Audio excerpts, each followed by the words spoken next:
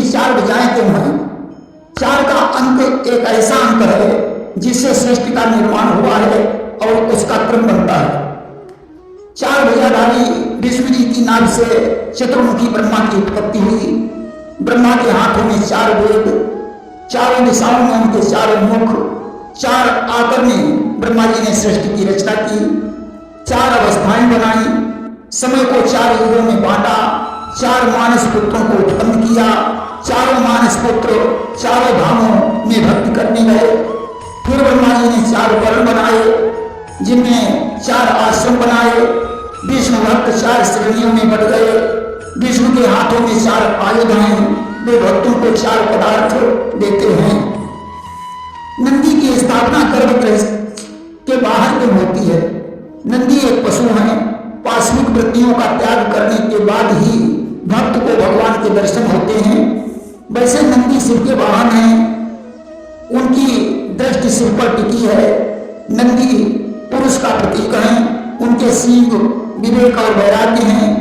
दाहिने हाथ की तर्जनी और अंगूठे से नंदी के सींगों को छूकर शिव का दर्शन करने से भक्त में घमंड का नाश हो जाता है। क्या अंडा शाकाहारी है? अंडा भ्रूण है। भ्रूण का भोजन करना महापाप है।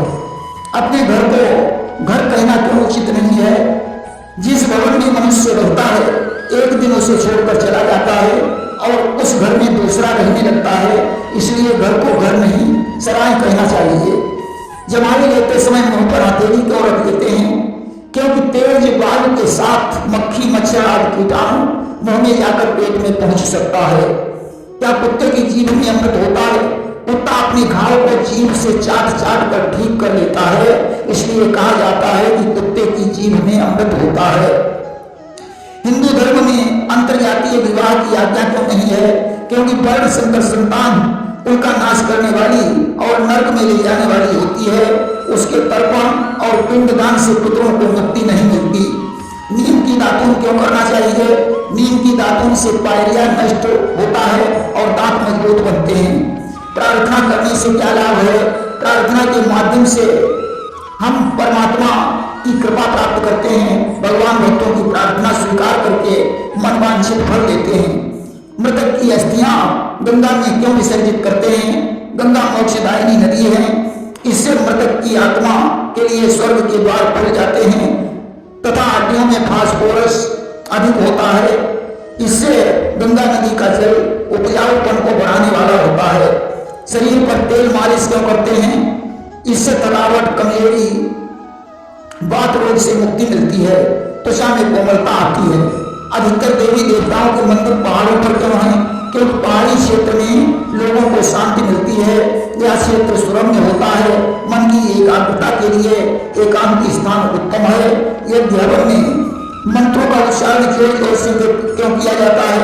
मंत्र की ध्वनि जहां तक जाती है वहां तक भूत बाधा का प्रभाव नष्ट हो जाता है। गर्भ में पल रहे बच्चे के अंदर आध्यात्मिकता उत्पन्न होती है। विवाह में अग्नि की परिक्रमा करते समय विधुवादी क्यों रहती है? देखिए, देवता नारी को अग्रणी मानते हैं, इसलिए राधे कृष्ण सीताराम कहा जाता है। विवाह के समय वर कन्या का गठबंधन क्यों होता है? दोनों जीवन भर के लिए गठबंधन कर मिलजुल कर रहने की प्रतिज्ञा करते हैं। देखिए, संदेह पर तेल क्यों चढ़ाते हैं? हनुमान से युद्ध करके संदेह आहत हो गए, उन्होंने हनुमान से क्षमा मांगी। घाव ठीक करने के लिए हनुमान ने उन्हें कड़वा तेल दिया। उसी दिन से संदेह पर तेल चढ़ाया जाने लगा।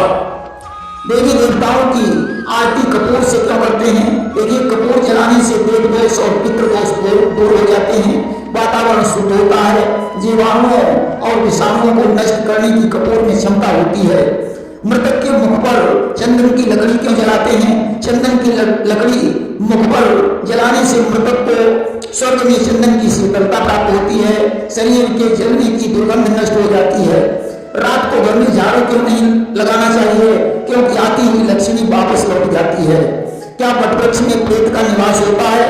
वटवृक्ष की लकड़ी का प्रयोग फर्नीचर में, खाना बनाने में, चिता जलाने में नहीं होता है। इसकी लकड़ी जलाने से दुर्गंध उत्पन्न होती है, इसीलिए इसे प्रेत का निवास माना जाता है। परंतु वट सावित्री के व्रत में इसकी ब्रह्मा के रूप में पूजा होती है। लोग रुद्राक्ष की माला क्यों पहनते हैं? रुद्राक्ष की उत्पत्ति भगवान शिव के अस्त्र से हुई है, अतः इसे शिव स्वरूप माना जाता है। इसको पहनने से भगवान शंकर प्रसन्न होते हैं। मंदिरों में घंटे क्यों लगाए जाते हैं? ताकि घंटे की आवाज सुनकर लोग जान जाएं कि आरती शुरू हो गई है, तथा इसकी धुन से प्राण प्रतिष्ठित देवता जागृत हो जाते हैं। घंटा नाद का स्वरूप भी है। सोकर उठते समय पृथ्वी की वंदना क्यों करनी चाहिए? देखिए, 3 माताएं होती हैं, जननी जन्मभूमि और गौ माता। जननी जन्म देती है, गौ माता दूध पिलाती है, पृथ्वी उसे गोद में देती है। विवाह में अग्नि की परिक्रमा क्यों करते हैं? देखिए, जल दूषित हो सकता है, वायु दूषित हो सकती है, परंतु अग्नि कभी दूषित नहीं होती, क्योंकि इसकी उत्पत्ति नारायण के मुख से हुई है। इसलिए इसको साक्षी मानकर 7 परिक्रमा करते हैं, यानी 7 जन्मों तक के लिए वर्ण करते हैं। नवरात्रों में देवी पूजा का अत्यधिक महत्व क्यों है?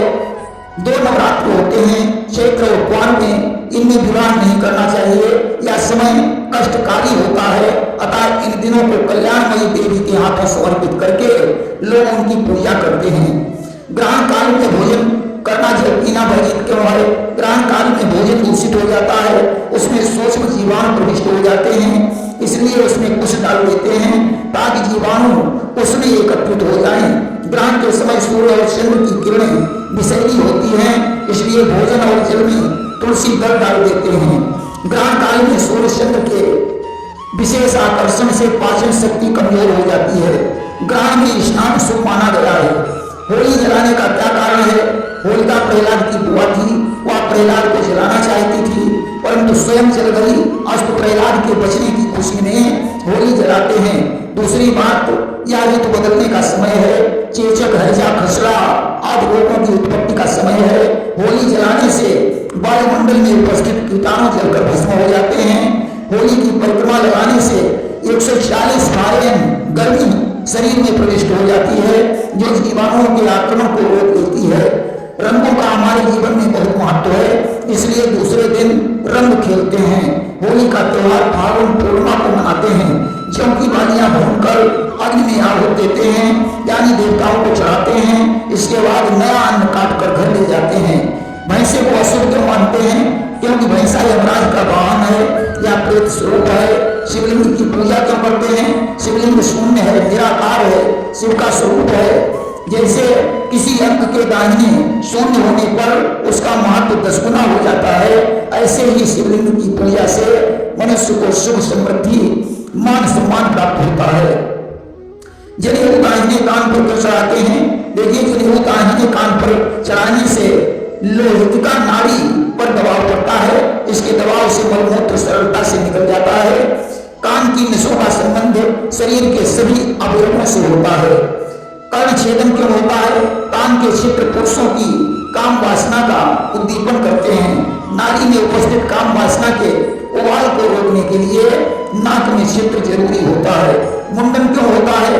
यदि गर्भ के बाल न छीले जाए तो युवा होने पर बालक चिड़चिड़ा और अक्खर हो जाता है, उसकी बुद्धि मंद हो जाती है। ओम का उच्चारण पहले क्यों होता है?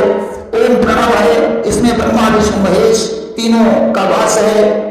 मंत्रों के शुद्ध उच्चारण करने पर जो दोष लगता है वह हरि ओम कहने से नष्ट हो जाता है। ओम एक सनातन परंपरा भी है। दीपावली के दिन लक्ष्मी का पूजन क्यों होता है? लक्ष्मी जी समस्त देवी देवताओं के साथ राजा बल के यहाँ बंधक थी, तब भगवान विष्णु ने उन्हें देवताओं के सहित दीपावली के दिन कैद से मुक्त कराया था। मुक्त होकर के देवताओं के सहित क्षीर सागर में चली गई। दीपावली के दिन हम उनकी पूजा करते हैं कि वे समस्त देवताओं के साथ मेरे घर पधारे। रावण ने सीता को अशोक वाटिका में क्यों रखा?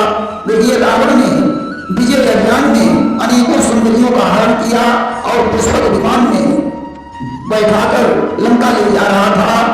उनका विलाप सुनकर एक ऋषि पत्नी ने साथ दे दिया कि पर स्त्री का हरण ही तेरी मृत्यु का कारण बनेगा, इसीलिए रावण सीता को लंका में नहीं ले गया। कुंभ क्यों पड़ता है? कुंभ के 4 स्थल हैं, हरिद्वार, प्रयाग, उज्जैन और नासिक। पौराणिक कथा के अनुसार अमृत कलश पर जब देवता और दैत्य छीना झपटी करने लगे तो उसकी कुछ बूंदें जहां जहां गिरी वहां कुंभ प्रकट हो गए। आचमन क्यों करते हैं? मुख शोधन के लिए श्रवण करने पर त्रिविध पाप नष्ट हो जाते हैं, मंत्रों की त्रुटि का दोष भी नहीं लगता।